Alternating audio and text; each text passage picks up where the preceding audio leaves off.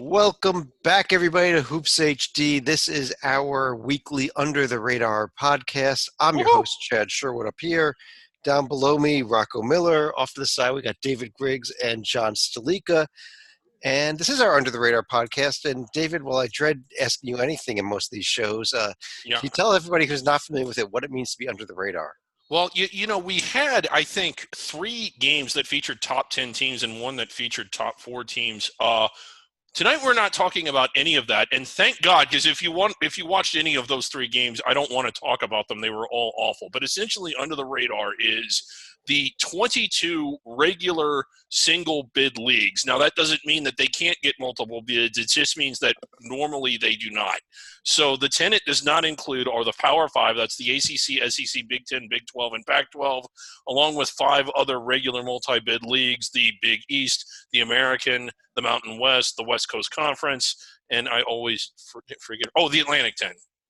And so it's everybody else. The other disqualifier, and it applies to no one currently and may not at any point, is that if a team's ranked in the AP or coaches poll, one of the 2 main human polls, then they're also not considered under the radar. Okay, and this is our Under the Radar show, so we're going to be going over all of those 22 conferences. So games like the one that just finished up right now with the battle for the real HU between Howard and Hampton, that type of game counts, right? Yeah.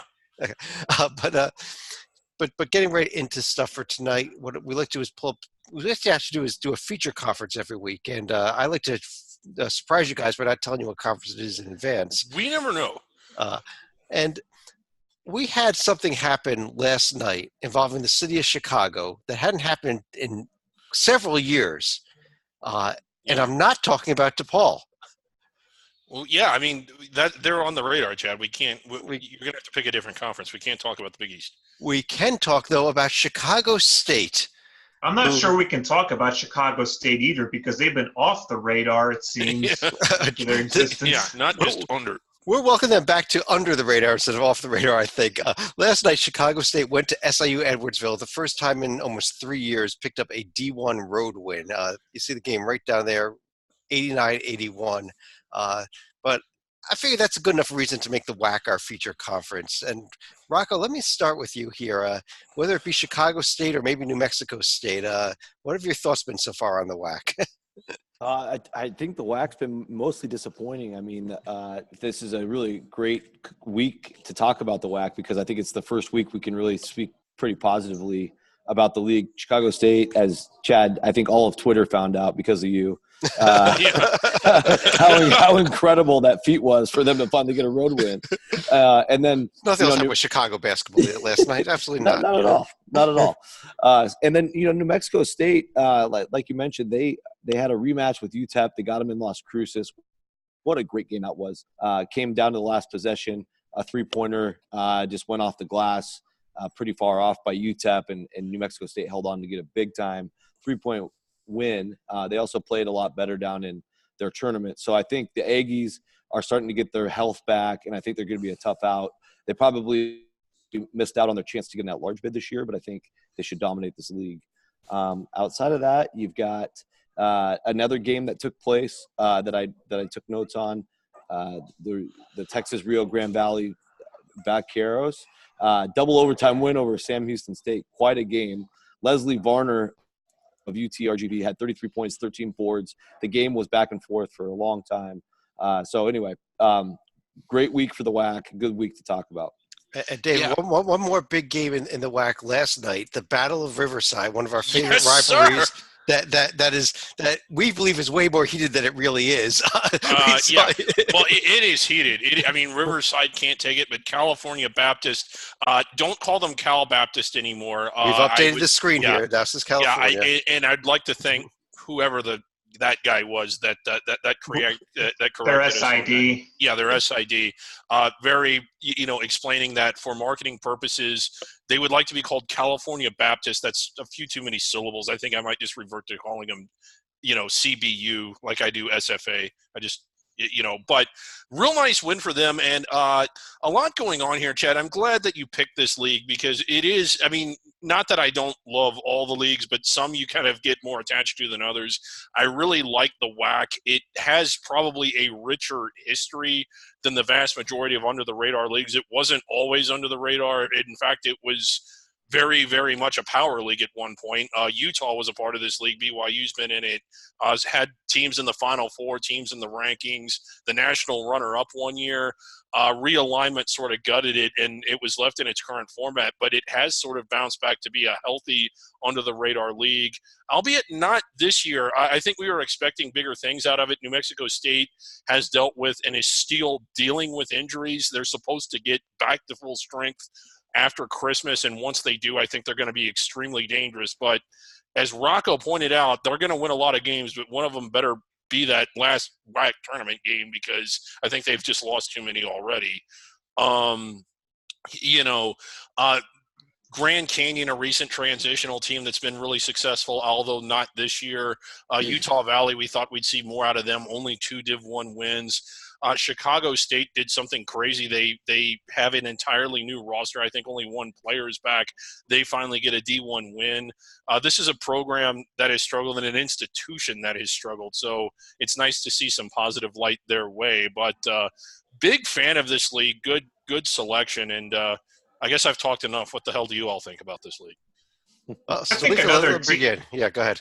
I was going to say another team we should be looking at is going to be the Kansas City Roos, that used to be UMKC, but officially rebranded over the summer. One of the better off-season head coaching changes was Billy Donlin, who was dismissed at Wright State a couple years ago. But since he's taken on the job right here, they've gotten off the mat and recently went through a stretch where they won 3 or 4 games, actually finished runner-up in the Island of the Bahamas showcase while they were losing to Liberty. Certainly no shame in that, but also got wins against GW and East Carolina, and also got a home win against Western Illinois recently. Yeah, it's actually been a solid start so far to the season for Kansas City, all things considered. Although this is their last season in the WAC, I believe. They're going to the Summit League next year. Yeah, Bakersfield also leaving. So, again, kind of another lineup change here. Yeah, Bakersfield on the way out. They've got 2 teams that are going to be transitioning in from D2, Dixie State and Tarleton State. Yeah. Yes, thank you. I got the upcoming schedule here. New Mexico State, Washington State. That's a neutral court game. I'm not certain where that game is being played. Is that event down in Phoenix on Saturday, or we'll have to double check on that one. Okay. We're well prepared for the show. That game. I'm sorry, Chad. I do know the answer. Yeah. That game is at the Spokane Arena, about an hour and a half north of Wazoo. Okay. That game is in Spokane, the New Mexico State-Washington State game on Saturday. We've also got a few other big games, including can we get a big rivalry going here, Dave, between Utah Valley and Southern Utah? They're not that far apart, are they? Right, yeah. Nobody in Utah likes anybody else in Utah, so maybe so. Yeah, a little bit better than that other Utah game that was played a couple nights ago. What was it? BYU played somebody, I think. I don't know what that nonsense was. I guess on that note, let's move back to the rest of the conferences. We'd like to do them in alphabetical order, so which means we'll start off in the America East, where Rocco, another loss for Vermont, and 2 more losses for Vermont. Although Cincinnati, you can understand, but the Yale loss, another disappointment, I think. Yeah, and they're getting to the point where they're not even as competitive. Cincinnati, they end up losing by 9, but for parts of the second half, they were down by as many as 22, 23 points. So, and that was, Cumberland got hurt at that point for Cincinnati. I think Vermont has a lot still to work out. A little unfortunate. They brought in some great transfers. Anthony Lamb's an unbelievable player at the college level. And I do think they'll run away with the league once league play starts. But they certainly have some kinks in the armor. That Rider game showed that, and it's carried over to both the Yale and Cincinnati games. And unfortunately for the Catamounts, they're going to be out of the discussions for an at-large berth, but certainly in still pretty good shape to win the auto bid. Yeah, real disappointing for Vermont. Not that they've lost, but just the way they've looked in their last 3 games. 2 of them in particular, you would expect them to win. And Cincinnati, who had not looked good, now to their credit, they did last night, but had really lost to Bowling Green, sweating out Illinois State, struggling while winning, struggling to beat teams that we did not think were as good as Vermont. So, and Vermont just hasn't looked good since that Virginia game when everybody was sort of all about Vermont. Now yeah, one of the games they better win better be that last America East tournament game. Exactly. The upcoming schedule here should be flashing up on the screen in a second now. Vermont, they're hosting Towson on Saturday. Then they've got, actually, that's the only game they got in the next 7, it looks like, hosting Towson on Saturday.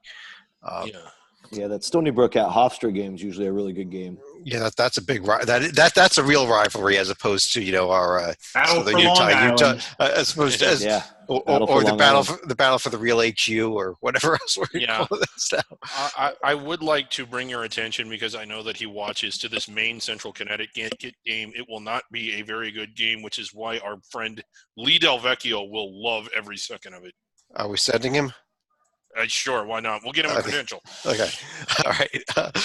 Let's move over to the A-Sun, where we want to talk about teams that are not disappointing so far. Stalika, let me bring you in here on this Liberty team here, now 10-0, after they beat up on a couple non-D1 teams this past week, I believe. Not disappointing, but by the same token, not really tested. We did tease a little earlier that Liberty ended up beating Kansas City down in the Isle of the Bahamas showcase, but other than that, the Flames really aren't going to be tested until about mid-December, when I believe they're going to be going to LSU and Vanderbilt, among a couple stops. Yeah, both those winnable. Again, we like Liberty. We've been ranking them number 1 or number 2 really high on our UTR top 10. But it isn't really because of their merit. It's because largely of the supposition. And when you're a round of 32 team that returns, I think 6 of their top 7 players or whatever it was, and they're blowing through their schedule as weak as it is, it's kind of unfortunate that they haven't been tested more, because if they had, I think they would have been able to win a couple of big games. They're coming, but up until now, they've just been eating off the pastry cart. Well, Rocco, are they going to get tested sometime soon? And yes. Okay. Yeah, the month of December looks pretty intriguing. So they're going to be down in Phoenix playing Grand Canyon, a disappointing Grand Canyon team, but it's a long trip, and that's you can't assume a win there. They're going to have to earn a win, and then the battle at the Capitol, there's some tougher teams I think that we originally anticipated playing in that. There's a chance they'll play Akron, who's looking really good in the championship game. If that happens, I think that'll test them. They're also going to go to LSU at the end of the month. So I think every of the 5 possible games this month are going to challenge the Flames. Yeah. Well, I think we finally know some answers. And right. they win a few. They could get themselves. They keep winning, David. They can get themselves right off of the show. You're right. Yeah, which could happen. Let's keep going right over to the Big Sky Conference, where David, I had a team that I've been fairly impressed with. I mean, only 4 D1 games. They've won 3 out of the 4, but Sacramento State. Is it time to start talking? Their only loss was to Colorado, which is you can't sneeze at. Yeah, and they were not run off the floor by Colorado. I don't want to claim that it was close, but I mean, it wasn't a drubbing either. At first, I was just kind of attributing their record more to their schedule than them. But yeah, I'm starting to believe. I still like Montana State a lot. I know that they've kind of hit the skids here recently, but their ceiling. They got blown out at home by Green Bay, and that was really disappointing after they went and won at Greensboro. Right. Yeah. But no one in this league is, having said that, no one in this league is really exciting me yet either. A couple teams that we thought that would be good, Montana losing to an NAIA team. Weber State, kind of a disappointment so far. One D1 win. One D1 win. So, is it time to start considering Sacramento State as one of the front runners in this league? Maybe yes, by default. It's been a disappointing year again for a lot of the Big Sky. Yeah, I would say to that, I think there's been some pleasant surprises and, of course, the disappointments that you mentioned. But I think Sacramento State being the number 1 surprise, they haven't played the brutalist schedule at this point, but they've been competitive and they've been dominant in the games they're not even supposed to win the 50-50 games. They went out and dominated to put themselves in this position. And I think Southern Utah plays at a pretty high level in and out from a metric standpoint. I think that is a good sign for their future. I got a chance to watch Eastern play against UW last night. They have a lot of good weapons and were one of the early top 2 or 3 picks coming into the season. So I think this is going to be a fascinating race. I'm going to try to get out and see Sacramento State next week when they come to Santa Clara. So keep everybody posted there. But yeah, I think this could be a good race. Weber State, by the way, their best player came back recently, missed the first few games. Right. And now he's back, and he actually led them to a big road win over Utah Valley just a few nights ago. Jarek Harding, 36 points, put the team on his back. So they're going to be tough. Yeah, and that's a good point. Now that they're back at full strength, they might start to look a little bit more like what we thought they would. Right. Road test coming up this weekend for Sac State at Cal State Fullerton. Not a great Cal State Fullerton team, but it's definitely gives them a bit of a challenge here. We can see what they do out on the road. Yeah. Salika, over in the Big South Conference, I don't even know what to say much about this league. High Point finally picked up a victory tonight. Maybe that's what we can say. High Point finally got a win, but by the same token, Campbell hasn't completely fallen off the map either after the graduation of Chris Clemens. They're continuing to at least win at a somewhat decent clip. Even their JNG is going to be in the top third of all NCAA teams, but UNC Asheville is another team that's traditionally contending and also won at Charlotte, which is no mean feat this year when you consider teams like Davidson and Wake Forest fell at the Halton Arena. Well, of course, the big news out of this conference this week, though, Rocco, was out of nowhere, Charleston Southern. Literally nowhere. like not far away, nowhere. It just you went to Rocco. Well, they have sub 300 metrics after that win. That shows you how bad they were coming into the game. Go ahead. Yeah, I know Missouri got knocked with a couple of injuries going into that one, but this still I can't make sense of it. I mean, a team in the 300s going to Columbia, Missouri, getting a paycheck, and I mean they were Charleston Southern. I mean, they were really disappointed me. I had them as a dark horse for the Big South this year, and they came out really flat in most of their games coming before this game. So what a roller coaster of a game itself. Charleston Southern jumped out to a 12-3 lead, then got down 28-23 at half, and then took and dominated the second half. So it was a weird game. I think they got the crowd a little upset with Mizzou and almost worked against them. But hats off to the Bucks. Yes, and we will be featuring Mizzou on this show if they ever lose a game like that. Yes, we need a new rule about getting onto this show, not as a conference but as an individual team. But yeah, there's the upcoming schedule for the conference. Charleston Southern's next game is a home game against NC Central. See if they can ride that momentum and see if they can come with a big win there. I guess Radford, the games are up there. Yeah, Radford's got a big one with Greensboro coming to their arena, and Winthrop's going to host a pretty decent coastal team. I think those are before a road trip out to TCU for Winthrop next Wednesday. Yeah. Big week for Winthrop. Speaking of rivalry games, we already talked about the battle for the real HU, but Hampton's also going to have another crosstown rivalry when they're hosting Norfolk State on Saturday. Yeah. Oh yeah. That's a crosstown rivalry. By the way, the scores are up there. Howard did pick up the overtime win in that battle for the real HU. So the real HU goes to Washington D.C. and Howard University. Over in the Big West Conference, Rocco, you're a West Coast guy, so can you let us know if we should just kind of wait for January in this league, because I've been really disappointed in what I've seen out of I thought there'll be a few good teams in this conference. It's been disappointing, but this is the right week to get excited because some good things happened. I'll start off with our friends from Northridge with Mark Godfried, starting 0-7 with a very tough schedule, and then beating Fresno State and winning at a kind of a secretive Portland team that was 6-1 on the road.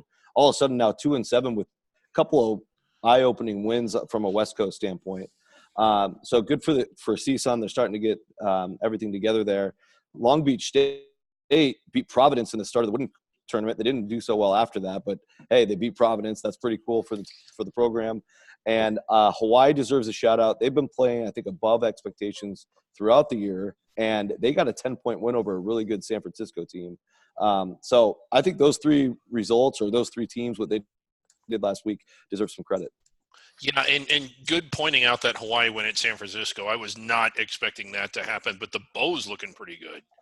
I think that was actually on the island. Oh, it was on the island. It, Okay. it was at home, but yeah, still. Okay, tough well win. then that makes a little more. Why did I think it was at Frisco? I was watching it. Well, San Francisco played everybody else at home this week, so, Yeah, so yeah, I must have gotten. They had to squeeze all their games in this week. Yeah. Hawaii, they're John. They've got a trip to Oregon coming up this week.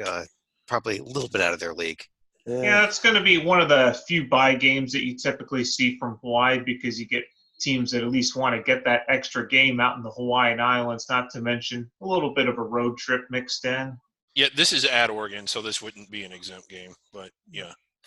Right, and Or is it? That's you have to go to Hawaii to get the exempt. yes, game, you have to go. right? You have to go Okay, play yeah. in Hawaii to get to. If you play a game in Hawaii during the regular season, you can play one extra game during your regular season. It's, Yeah. which means Hawaii can always play one extra game. But Right. Yeah. John, let me stick with you here over in the Colonial Athletic Association, where we have one of the few undefeated, one of only a couple undefeated teams left among the under the radar conferences, and that is those mighty Fighting Blue Hens of the University of Delaware. They're only one of 16 remaining undefeated teams overall, much less among under the radar teams. But by the same token, Delaware, they haven't really been tested that much. They did have a grinder against Columbia, but Maryland Eastern Shore, not too much difficulty for the Blue Hens in that one. Yeah, I think it's worth pulling up their profile here. Yeah, Maryland Eastern Shore single-handedly, probably dragging that strength of schedule down by about 50 points. Oh, it's not much of a schedule here Yeah, either. Rocker, when you look at this, I mean, Yeah. they've got, I guess you could say on one hand, there are 4 wins away from home, but still, it's who have they played? And St. Francis is Yeah, actually Ken. not a bad team to look at either. Yeah, if you look at the Ken Palm rankings, I think it's probably the best metric we can use at this stage. We have no net yet. 170 is the best team they've played, Oakland. And out of the 9 victories, 4 of them were single digits against this caliber of competition. So it doesn't necessarily bode well. However, I don't want to take away from an incredible 9-0 start. Chad, I think you're going to be seeing these guys soon, aren't you? I am with the big in-state rivalry against Delaware State coming up in a couple of weeks. I'm going to be down there covering the game. All right. But just a quick note on these team screens. These team rankings are Ken Palm rankings. Once the net comes out, we'll update them into becoming net rankings. But those, if you're looking at those, Perfect. at these team sheets, that's how we have the quadrants separated out and all that right now, because they are based on Ken Palm ratings. Let's get the screen back here with the standings. I guess we can jump over here. I guess the upcoming Anybody schedule. else we like in this league, real quick? Because if Delaware's sort of like, smoke and mirrors, Yeah. I got to say, I know that they do have a big Achilles heel, but this William and Mary team is fun to watch. They don't. I didn't think they would do much at all this year. They've really they've been one of the more impressive teams in terms of what I expected versus what they've done. Yeah, and Yeah, Hofstra, since losing their opener, got won 5 out of 7 or 6 out of 8, excuse me. So they're kind of back to where we thought they would be too. Yeah, go ahead on Bill and Mary. I'm sorry. Oh, no problem. I was just going to say Nathan Knight. I mean, that guy's incredible. It's, they lost a lot of players last year from the coach being fired, Shaver. They got Knight back, and he is playing like a player of the year between him and Jordan Rowland at Northeastern. I think this is like a 5 to almost 7 dog race the way it's shaping up for the CAA title. It's really going to be about who gets hot and who plays most consistent. I think Northeastern and maybe Charleston and Hofstra are the most trustworthy historically, but I think it's up for grabs. I'll tell you, other than Elon, I still keep an eye on everybody in this conference at this point. Exactly. Right. I like the league. Yeah, I just wish the tournament was not at a predetermined site, but what can you do? They did move the tournament this year, didn't they? Or did they move it out of Charleston? Or? If they didn't move it to Yeah, campus sites, they're doing it wrong. I think it's back in Baltimore this year, Chad. Yeah, I believe you're correct. But if it's a 7-way tie for first, it's probably better than a neutral site. Well, yeah, if it's a 7-way tie, then we can play it in Baltimore. John, how about Conference USA? And Conference USA, we keep saying Western Kentucky should be the team that's favored, but they keep losing all their showcase games. There was no shame in losing against Louisville, for example, who's now number 1, but their loss at Wright State, that's not going to be good for a Hilltoppers team that's looking for possible at-large consideration here. Just go back very quickly to Colonial. It's Washington, D.C. where the tournament will be. Just a little bit right near Baltimore, though. Yeah, Baltimore. Sorry, Rocco, you had a thought on them too? Conference USA? Out of Conference USA, I mean, I would say, the league, we've got some good stuff happening as we speak. Yeah, we'll get to that 1 second. Yeah. Got two good things going on for this maybe we league. should have done another league first. Should we pause it and come back? I mean, I could say I never expected Old Dominion to have a 5-game losing streak, but they do. Yeah. And that's been a big disappointment. I think that's a big story. North Texas has been a little disappointing, but I was really impressed that they got a win at UT Arlington, a pretty good team. And as we are recording this right now, North Texas is up on Oklahoma late in the game. Louisiana Tech up on Mississippi State by 8 points on the road late in the game. So we may have two big wins out of this conference. At the end of the night. So, which is kind of, I mean, how about this Louisiana Tech team? I never really was that excited about them, but they kind of jumped out to that 5-2 record and looking really good tonight. A lot of the teams in this league that are looking good, I don't think we expected to. I didn't think UTEP would be that good. I was big on North Texas. They hadn't looked that good, but they are tonight. UAB not looking terrible. But, yeah, Stalika said Western Kentucky should be the favorite. They should be, but they're not. They never play up to their ceiling. When they do, that Wright State game really, I mean, the 2-point loss to Wright State on Tuesday night for Western Kentucky, that could have been the game to get them going here, and they couldn't pull it out. Nice win for Wright State. We'll get to that we'll get to that in a little bit. But Southern Miss 0-7. Yeah. Rocco, you had one more thought on the WKU? Yeah, just on the Bulldogs actually. So Louisiana Tech, their only 2 losses are at Indiana, at Creighton. They in their rotation they have 5 seniors, 2 juniors, and a freshman. So a lot of experience on this team. It's a team that I've liked since last year. They've been waiting for that breakthrough win, so we'll see if they can pull this off tonight. And a few more interesting home games for this conference this week as Western Kentucky is going to be hosting Arkansas, and UAB is going to be hosting Memphis coming up this weekend. So a couple games to keep an eye on in this league as they are bringing in power conference teams or major conference teams to their arenas. Yeah, you got to get prepared for the curtain. It's all about preparation. The greatest spectacle in all of college sports, the Conference USA curtain. The giant curtain during the Conference USA tournament. Yes, David, you mentioned Wright State over in the Horizon League. Let's talk Horizon League. As disappointing as the loss was for Western Kentucky, it was a real nice win for Wright State over WKU this week. Yeah, it was, and it comes on the heels of a 7-2 record that really could very easily be 9-0. Both their losses, single-digit losses. I think 2 points, both of them, if we can pull up their sheets, to pretty good teams. So as good as Wright State looks on paper, they may be actually better. Scott Nagy doing a fantastic job with that team. And we kind of thought of it as being a 2-horse race. So far, Wright State has looked a lot better, in my opinion, than Northern Kentucky. There it is. Kent State and LaSalle. Really no excuse for losing to LaSalle, but still, their 2 losses, a combined total of 3 points. You mentioned the win against Western Kentucky, going on the road to beat a decent but not great Miami, Ohio team. Beat them twice, which is impressive. Yeah. So, I mean, I'm big on the Raiders, and looking at their upcoming schedule, the game against Toledo is interesting, but those are a lot of winnable games. I mean, is this team going to win 25-26 by the time it's over?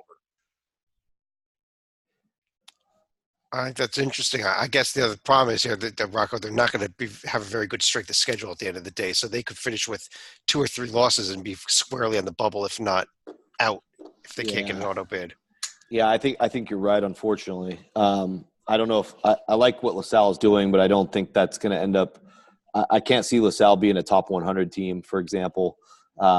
Losing to Kent State could be okay. I mean, Kent State looks awesome so far, but it's a home loss, and it's to a MAC team. And, the net's going to sort this stuff out, I guess, at the end. But there's just not the opportunities there, like you said, Chad. Yeah, and John, the upcoming schedule in the Horizon League, Wright State is hosting Indiana State. I guess then Southern next week.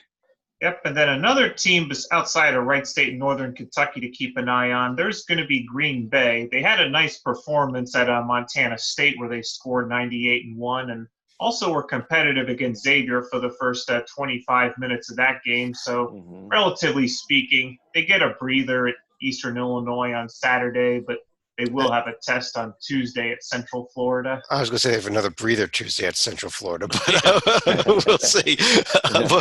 Maybe out by the pool before the game starts. Ivy League, Rocco, over in the Ivy, Yale is starting to make a little noise here, especially with that Vermont win that we mentioned earlier. Yeah, and I think Yale, if you go back and look at their last 6 performances, I've been extremely impressed. Of course, the Siena game went to triple overtime, so maybe we won't look at that because that probably should have been an easier win. But, should have been a quadrupler. Yeah. We haven't had one in a I remember long that. time. A win is a win. But when you move forward and look at the last 5 games, then Penn State game, they had that game won. They had double-digit leads late, really squandered it. But they didn't let that rattle them at all. They went to the tournament. They got 2 neutral wins by 20-plus against Western Michigan and Bucknell. They dominated Vermont at home. They just went to a tough Albany team, got that win pretty easily. I like the way this Yale team is performing. The loss at San Francisco was an overtime loss.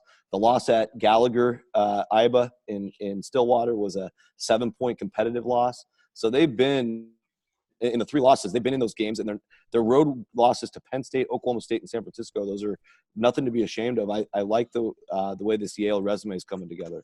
Well, Yeah. Penn State's a bit of a different story because Yale had Penn State dead and buried, but couldn't land the knockout punch in that one. Mm-hmm. Yeah, as far as Yale's upcoming schedule, they've got a couple of tough trips here at Clemson, at North Carolina. If they get both of those, their resume is going to be looking pretty good. They also can't count them out. Also hosting the law firm of Johnson and Wales on January 12th. So that would be how the many East road Coast games? Johnson and Wales. How many road games does Yale play this year? Upcoming schedule. 9 in preseason. Yeah. There's the upcoming schedule in the Ivy League. We mentioned the Yale games already. Brown at St. John's, I guess, might be a tough one for St. John's. Who knows what they played? Let's keep rolling here. David, let me ask you about the Metro Atlantic Conference. Okay. What would you like to know, Chad? I would like to know if we should just move on to the next league after this one. Well, let's give Ryder a few minutes here. I think that they were one of the teams along with Iona that we liked coming in. Iona, although not too disappointing is an overstatement, but we thought their ceiling was a little bit higher than what it is, but we're certainly not surprised by the 2 and 3. But Ryder off to a good start, despite the weak schedule. I've kind of like what I've seen out of them. Manhattan overachieving a little bit. I thought they'd be awful. There they are, 3 and 3. One of the, at least for now, looking like one of the better teams. Yeah, lost by 20 to Stony Brook. Lost by 20. Quick upcoming schedule of the Metro Atlantic, and then we can keep moving here. Ryder is not even playing during the course of the next week, so there's the games. Yeah. But how about that battle of the Bronx between Manhattan, which is in the Bronx, and Fordham? New York, a very odd place. I was going to say we got a couple of Jersey battles here actually with Monmouth, Princeton, and Fairleigh Dickinson, St. Peter's. So yeah, pair of big rivalry games here. Rocco, the Mid-American Conference, a couple of teams we've been really impressed with. I guess started at the top here with Kent State. Kent State, yes. The only game they lost, of course, was in Columbus, a loss that I don't think they can hang their head about at all. It was a tie game, I think, with about 10 minutes to go. Obviously, ended up getting out of hand, losing by 19, but they bounced back from that and beat Stetson by 24 and Detroit by 35. So this is the difference between a Kent State and a Delaware, in my opinion, is that they are dominant against the teams they're supposed to beat. They got a road win at that Wright State team that we just got done talking about. They got a road win at a pesky Towson team early, at the start of the year. I like this Kent State team a lot. I think – they only are going to get one more shot for the knockout punch. Maybe Louisiana Tech's going to steal their thunder, but they're going to go to Mississippi State as well at the end of this month. But I like this team. I think they're a top of the MAC caliber team for sure. Yeah, and Sleek, let me ask you about we talked about the real team at 7-1. How about the fraudulent 7-1 team in the West Division there, Eastern Michigan? Is there anything there, or is this a pile of non-D1 wins and a blowout loss? You prefer to look at 7-1, but I prefer to look at the 4-1. Although beating Valpo, at least that's a little bit decent, but I think losing at Irvine, not a terrible shock either. They were North Texas, so yeah. Let me ask you guys this. I know that you're at least like semi-literate when it comes to power ratings and numbers. When you see Kent State, Akron, and Bowling Green getting those inflated records, and while like they haven't all, they really haven't been knocking off any heavyweights, they haven't all just been home bye game wins either. Like the fact that they're going to be facing each other multiple times, all of them, if one of those three were to run away from the pack, yeah. do we see a situation kind of like what we saw with Wofford last year, where they play their way inside the bubble? And it's not unheard of. Buffalo, I mean, albeit it was aided by big out-of-conference wins, but we've seen this league get inside the bubble before. Well, David, I'm looking more at Belmont last year than Wofford last year in that type of scenario. But I do see that. But it's also hard to tell early in the season because at 0-0 everything is jumbled. But I'd expect Toledo to be running away from the rest of the teams in the West and also competing with the Kent States, Akrons, and Bowling Greens of the world. Yeah. I just don't see enough separation at this stage. I think those four teams that Stalika just mentioned being pretty even and beating each other up. If they do end up, if one of these teams does end up getting a bunch of the wins and sweeps, I don't see it being very convincing, which, the net will take into account. So we'll see. But I think the resume could get pretty good especially if it's like a Kent State. But we'll see. There's the upcoming schedule on the screen. Nothing really of note in this league in terms of any huge games coming up this week. But, a couple of these teams, you want to keep picking up wins if you're somebody like an Akron or a Kent State or a Bowling Green. But also keep an eye on Buffalo visiting DePaul on Sunday. The Bulls, not what they were last year, but they've slowly started to get better, including their run down in Charleston, where I believe they finished, I think it was 5th or 6th. One of the two. Yeah. Rocco, I gotta go to you for the next conference, the Mid-Eastern Athletic Conference, because we were chatting a little bit on Twitter earlier tonight about Coppin State. And I know you want to do it. We promised our Twitter followers we do some Coppin State news and notes tonight. Absolutely. And Coppin State themselves reached out and retweeted us, so I think they're excited to watch this part of the show. I missed all of this. So Juan Dixon, took over the team. I want to say hello to the guys from behind Ask that guy what he thinks of Coppin State.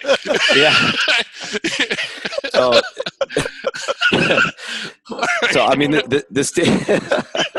So Coppin State, Hey, you promised Coppin State we'd talk about them. We are doing it. All right. I hope they're enjoying this. All right. So Coppin State, just to be, let's clean this up a little bit. Juan Dixon took over. Didn't see any obvious signs the last couple of years. He stuck with the program. The program stuck with him.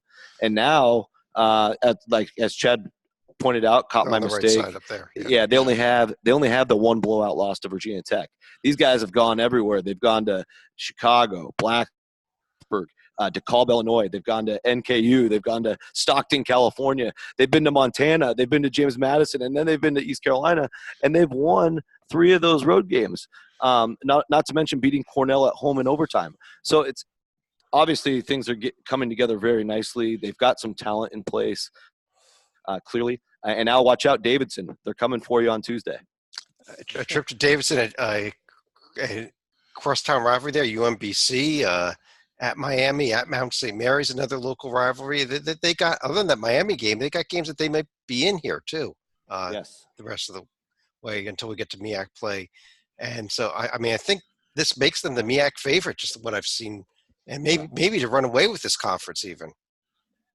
Yeah, I agree with that. I think Bethune-Cookman showed some really good things when they played Georgia Tech tight, right. And then they won that little tournament down in San Antonio. But yeah, I would say Coppin State, just based on what we know right now, I would put them as the favorite.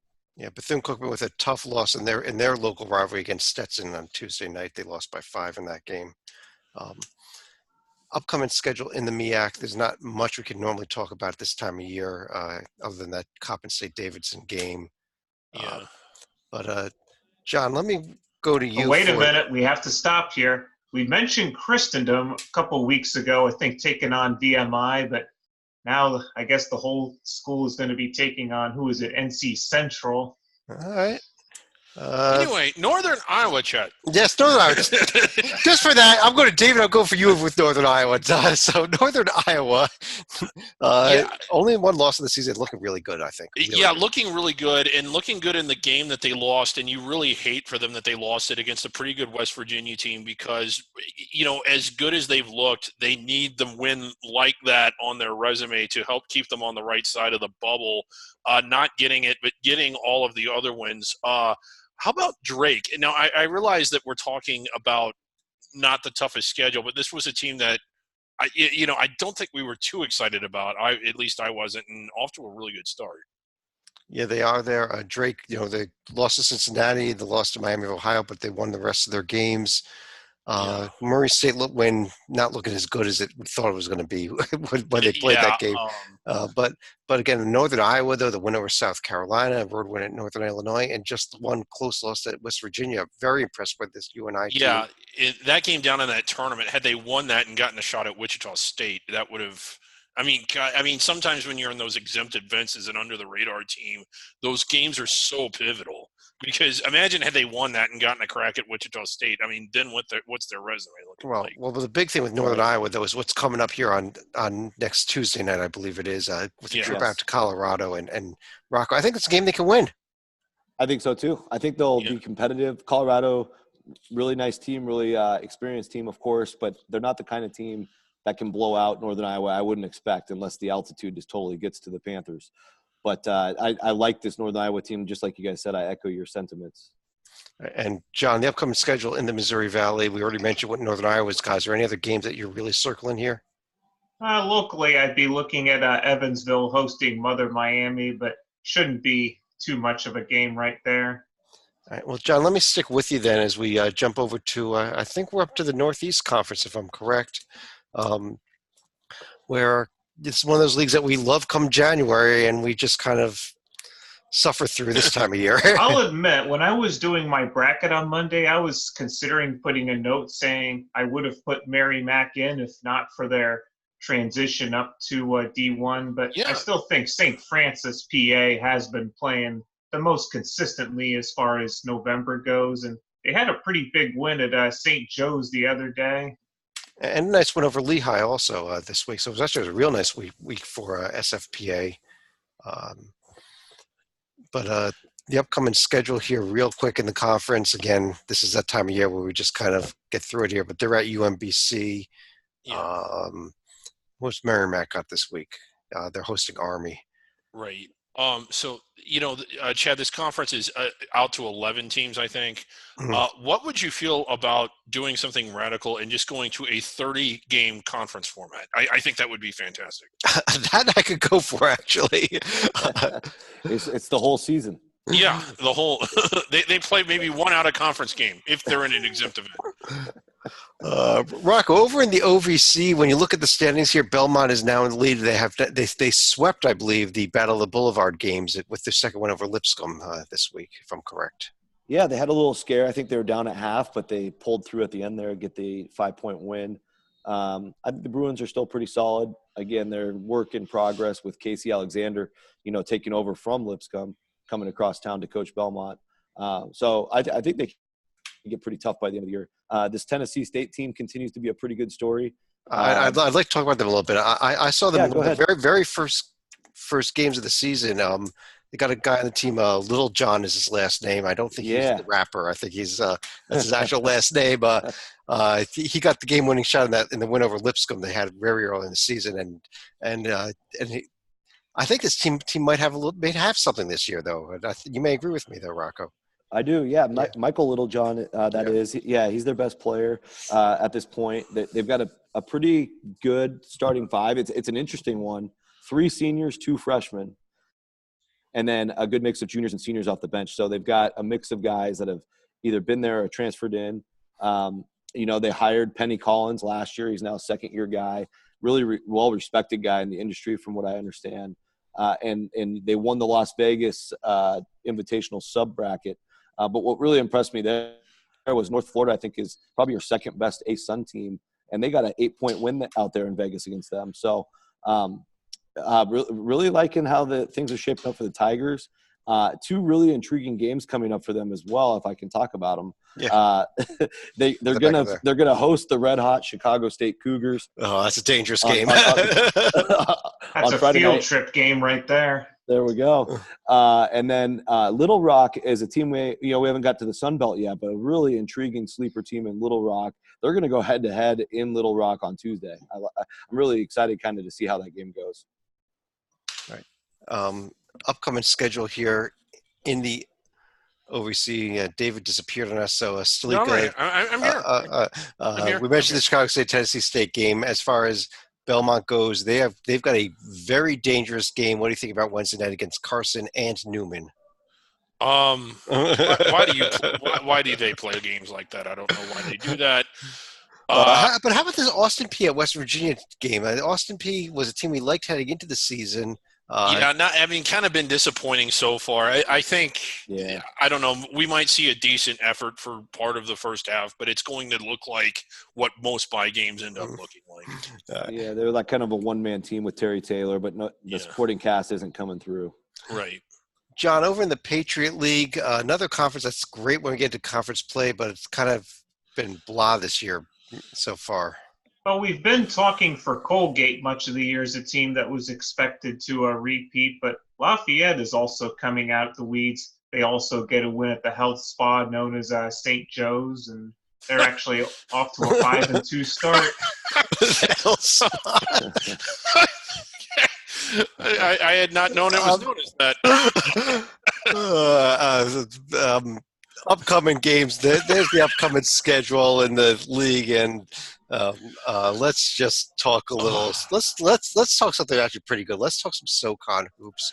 Yes, we can talk about at least 3, maybe 5 teams in this conference. Starting with the game of the week, though, was UNC Greensboro over the weekend, going to Georgetown and picking up the huge win. Yeah, a lot going on at Georgetown now, but a really, really good win for Greensboro there, and that's the kind of win that, sort of jumps out at the committee. Now, if they're able to hold serve the rest of the way, for the most part, suddenly, are they on the bubble or are they inside of it? I mean, when you talk about what you got to do to get in if you're a UTR team, it is win games like that. One of the surprising, kind of disappointing results was the loss at South Florida by Furman. Now, I mean, that was just a game, and I know it's on the road, and it's never easy to win on the road, but were you kind of like – that gave me pause because I thought they would go down there and win without too much trouble at all. Yeah, so, I was on the fence because I think Furman's game before that, I'm trying to remember who they had – they looked a little skeptical. Can I just interject here that as we record this, Furman's up 10 on the road in the second half at Auburn. At number 14, Auburn. Go ahead, Rocco. Please continue. So that game was Furman participated in Elon's 2-day event where they played back-to-back days, and on their second day, it was kind of a rough setup for Furman. They played UTA on their first day. So pretty big disadvantage there. We're down to almost the entire game, and Furman hit a shot at the end to win that game with 4 seconds left by 1 point. Fast forward to South Florida. They get recovered from the Elon trip. South Florida's getting some of their pieces back. I think it was just a perfect storm. They didn't play very well. Now we see what they're doing tonight. I think this team, we can all admit, is pretty solid, and they've got some good built-in reasons why they struggled the last 2 times out. Another interesting thing, too, as David, you were talking about UNC Greensboro, they do have that ugly loss at home to Montana State, but if you guys remember how that game ended, it was like almost a full court heave to lose it was 3/4 court to win it. Yeah, so what I'm thinking is, like, if Greensboro holds serve the rest of the way, as David alluded to, I think the committee looks at that and says, you know what, if not for that heave, they win that game. We're not even talking about it. It could be one of those things that's discussed if we get that far. Right, and they did. I mean, they are aware of that. But, they hit a shot with what looked to be the game-winning shot with less than 2 seconds to go. All that Montana State could do was a desperation heave, and sometimes it goes in. It went in. It went in. Upcoming schedule for this week in the SoCon, we see that Greensboro is at Radford. We see, as we mentioned, Furman, Auburn. As we record this, they're going to be then hosting Upstate. What else do we have going on in this league here? East Tennessee State at North Dakota State. Mm-hmm. And Yeah, I also think Western that's an interesting game. Carolina's. Western Carolina very quietly Yeah. 6-2 overall. I don't Playing think it's better. going to last, but they definitely have off to a good start for the Yeah, season. But they Real do good have a start. notable head coach, though, and I think it's a Mark Prosser, who is the son of the late Skip Prosser. Yeah. Correct. Over in the Southland Conference, home of one team and only one team, the Stephen F. Austin Lumberjacks picked up a nice, a 19-point road win at Arkansas State after the win against Duke, and then they blew out Arlington Baptist College by about 5,000 points. But did no letdown after the Duke win. Yeah, no letdown at all. And as Amazing. big of a story as that was, and it was huge, everybody sort of the next day stopped talking about Stephen F. Austin. Well, they haven't gone out there and been like Evansville. They haven't given you a reason to stop talking about them. 5-1 on the year, a win at Duke. I know that they don't have much in the way of meat the rest of the way, but if they run roughshod over this league, aren't they inside the bubble? They're inside the bubble for me right now, and I mean, Yeah. another huge one coming tomorrow at Alabama. We'll get to that in a second. But I mean, the reason this is happening, and the reason why I don't think it's a fluke, is it's the same thing that happened to Duke. It's happened to all their opponents this year. These guys are number one in forcing turnovers. They're playing suffocating defense, and they're creating a lot of easy baskets on the other end. It's a lot of fun to watch. I know most of us probably just tuned in the last 5 minutes of the Duke game. I got a chance to go back and watch a couple of their games now, and like on fast speed. And these guys play a really exciting brand of basketball. Pretty enthused to watch more of their games. Yeah, and that's not a bad Arkansas State team at all. That was the perfect Right. game for them to go ahead and lose on the road. And instead, they just Yeah. went out there and they rolled them. Yeah. In Alabama, not very good. They should be able to go there and win that one. Okay, timeout. Nicholls State is playing who? Nicholls State is playing who? Carver Bible? Carver Bible College. Is that really a college? Called Carver on Ken Palm, so you got the full name. Nice We work. got the full name, Carver Bible College. Nicholls State, has Well, not looked that you bad. can't knock them. They've gone out there and they've lifted their weights. Now, one of the problems that Cedar Falls is going to have is going to be strength of schedule, because you look here, you've got what is this? 9 teams without a D1 win yet. Let's move on to the SWAC. Apparently, the screen just flipped on me here. I guess we'll do the SWAC because for some reason it came up here. Now it's the Southland's back. Okay. Flax hungry. Okay. Yeah. Well, we're trying to get to the SWAC here. Stalika, let me bring you in. There it is. There's the SWAC. Southwestern Athletic Conference, which has less teams without a D1 win than the Southland does. But we had an amazing day on Saturday, actually, for the SWAC. Yep.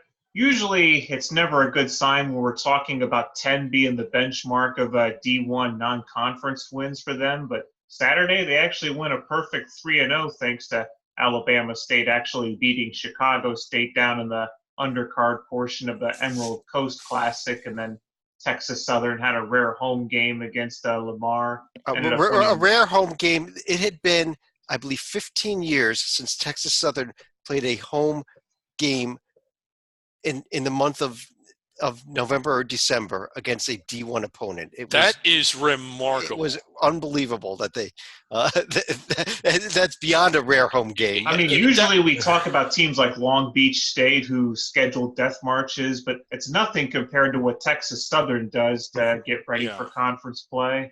But then the even more impressive, Rocco, Prairie View, if you remember, only lost one game, I think, in conference play all year last year. Nice road win at a San Antonio team we thought was going to be competitive this year. Yeah, that was a big win for a SWAC team like Prairie View. They got a nice performance from Gerard Andrus, 20 points off the bench, carried them in that game.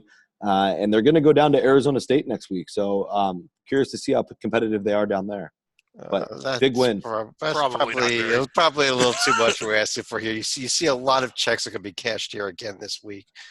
Yeah. So I'm kind of looking forward to Rust College at Alcorn State. The great Rust. Texas Southern's having fun. They got another big home game this week. Yeah. Concordia, Austin. There you go. David, the Summit League. Yeah. Where we were big on the Yotes, but I don't know. They lose the game to Northern Arizona over the weekend. Then they get trashed by Washington. Of course, it was Washington, but Yeah, the Northern Arizona lost, really. They were in that game for a little bit, but only a little bit. But yeah, kind of coming back down to earth. But it's starting to look like the usual suspects: South Dakota, North Dakota State. If anything, South Dakota State overachieving a little bit. I know that they've been sort of the flagship team the last few years, but we weren't expecting them to be much this year. And Omaha, although only 4-5, has shown some fight as well. But all in all, despite the two losses, South Dakota is still the team that's impressed me the most up to this point. Yeah, I'd agree with you there. We'll take a look at the upcoming schedule. South Dakota State at Montana State coming up on, I guess later tonight, actually, after we get done on the air here. That gets tipped off right about now. Omaha, Arizona, Denver, UCLA. Let's go to the last conference for the night, which is the Sun Belt. Rocco, I know you wanted to discuss a few of these teams, including those Little Rock Trojans down there in 10th place. Yeah, when I was growing up, we used to call them the Little Roccos. They had some really good teams in the 80s and 90s, but I'll digress. This Little Rock team, they continue to play hard. They put up some really tough fights. They got a big win to open the year down in Springfield, Missouri, when they beat Missouri State. So they're capable of knocking some of these heavyweights off. They almost took ETSU out last week. Yeah. So it's a team that I think's got some staying power. A lot of new parts, a lot of different pieces that came in. But I think they're just going to continue to get better. And definitely a team that adds some meat to the Sun Belt bone, if you will. Yeah, it's going to be an interesting league this year, I think. I think it's another one of these wide open leagues as well. Stalika, here's the upcoming schedule. We see Arkansas State team we mentioned is at Tulsa, Little Rock at North Texas, who just a couple quick score updates. We mentioned them. North Texas did lose to Oklahoma at home tonight by a couple points. On the other hand, Louisiana Tech did pick up the road win at Mississippi State. So, but if you're looking for another potential upset special, look at South Alabama, who's been off for over a week. They're going to be going to a Richmond team that's only lost one game all year, and that was in Brooklyn against Auburn. Yeah. Auburn, again, another score update. Auburn down 11 as we record this. It came towards the middle of the second half. So we'll see.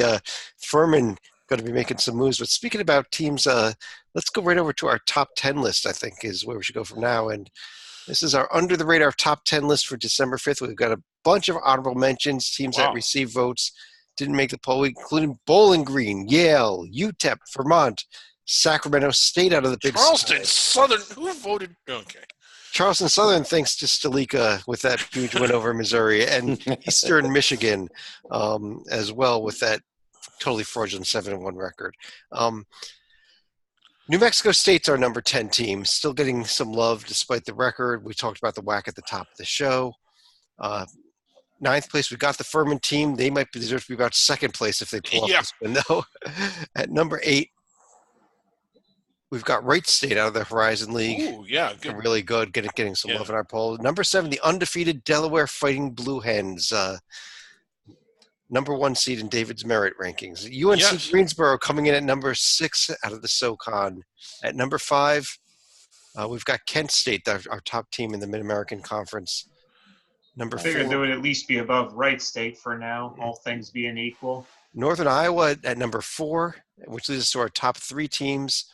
At number 3, we've got East Tennessee State. As of the moment, our favorite team in the SoCon. Again, that could change within the next half an hour or so when we record this. Number 2, the Lumberjacks of Stephen F. Austin off of that Duke win, off of the Arkansas State win. And I don't think there's any shock that Liberty is the number 1 team in our under-the-radar top 10. On that note, though, I want to run through each of you for any other final thoughts for the night. And Stalika, let me start with you on the final thoughts. Well, number 1, I mean, this is under the radar, but once again, I'm going to be going off the radar. We actually did a podcast regarding the NAIA during the summer, but there was one thing we completely forgot to mention, but we will be making up for that tomorrow, and that is Taylor University, who has an annual tradition of what they call Silent Night just before they have their final exam week. what happens here is they'll start the game. There's going to be no crowd noise until they score their 10th point. At this point, what will happen is their students will rush the floor, a timeout will be called, and the game will be stopped. And I think Chad's trying to get a video up. Let's take a look right now. This is incredible.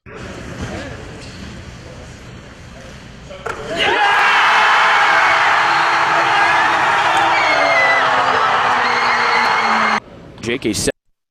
That is Silent Night. Slika, please go ahead. I don't have much more to add to that, but I think among the more notable things that have happened, there's even been one marriage proposal that has been accepted in past Silent Nights, but I believe this is going to be either the 16th or the 17th edition coming up. All right, so keep an eye out for that. I don't know if they're televising it this year. It has been on TV or at least streams in past years. Rocco. Yeah, I just want to come back to the discussion that we typically have at the end of our shows here on Under the Radar, which is which of these teams are legitimate contenders for at-large bids. I think Stephen of Austin, if we had to decide right now, would clearly be inside the bubble in prime position to maybe even solidify that further tomorrow. It's going to be a good game to watch. Alabama's going to be hungry after the way they performed in the Bahamas. So watch out for that tomorrow. And then, with Louisiana Tech just getting that win, with UNC Greensboro going to Georgetown, with some other SoCon action that's ahead, there's still a lot of opportunity here for these teams to emerge and get into the bubble picture. So let's certainly hope for that, because I think it makes for a really boring season if all 36 at-large bids go to the 10 teams that are covered on Mondays. Yeah, I'm sorry, the 10 leagues. The 10 leagues. Yeah, and it'd be nice to start seeing some of these teams get right up there, if not into the top 25, which we could definitely see with SFA if they pick up this win. Yes, David. I don't really have that much more to add, but just to kind of build on what Rocco had said, it's really hard when you're an under the radar school, and I know I've said this before, to put together a tournament resume, because you essentially have 6 weeks at the beginning of the year to get the wins that will impress the committee, and you normally have to play those games under not equal terms or very unfavorable terms. Like, you're talking about going on the road, sometimes crisscrossing the country, sometimes playing in 4 different states in 8 different days. And if you do get those wins, which those teams do, then the rest of the way you're just trying to not screw it up. You're trying to hold serve and not stub your toe. So it isn't like you have what the on the radar conferences have of, we got this big game, and if we do this, we can improve our profile. The route the rest of the way is trying not to mess up your profile. Now, it can be done. We saw it done last year. We see it done every year, but it is kind of hard. And, I kind of wish that there was some sort of scheduling agreement where late in the year, at the end of the year, some of the better UTR teams could at least play each other to try and build the resume that, if you got 5 or 6, we could. We could call it bracket busters. Yeah, but even taking it beyond that to where it's like 2 or 3 games instead of just 1. But yeah, the bracket buster was great. It served, the main purpose was, back then it was before every game was on television or streamed, and now that every conference has a TV deal, there just isn't anybody left to make it happen. But instead of just for TV and exposure, just doing it for a schedule agreement is a resume builder. I agree. I would love to see more of these teams playing games like that. And like you said, like towards the end of the season.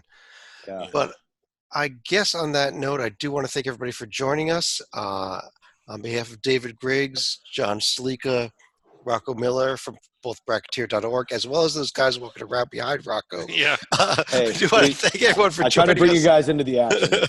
I'm Chad Sherwood, and we will talk to you again real soon.